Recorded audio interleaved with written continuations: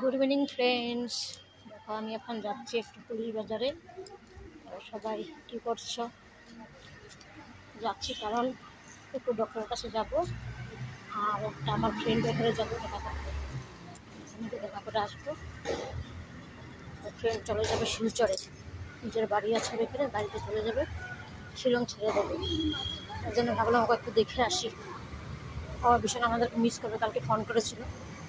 ভাবলাম যখন চলে যাবে, কালকে হয়তো পরশু চলে যাবে, তো ঘরে যাই, দেখা করে আসি।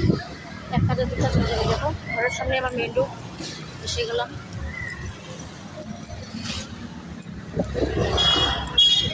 মেন রোডে কত গাড়ি, দেখো পুরো ব্লক লেগে যায়, ট্রাফিক জ্যাম।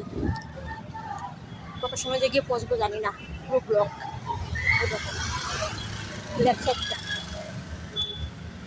সাইডটা পুরো ব্লক।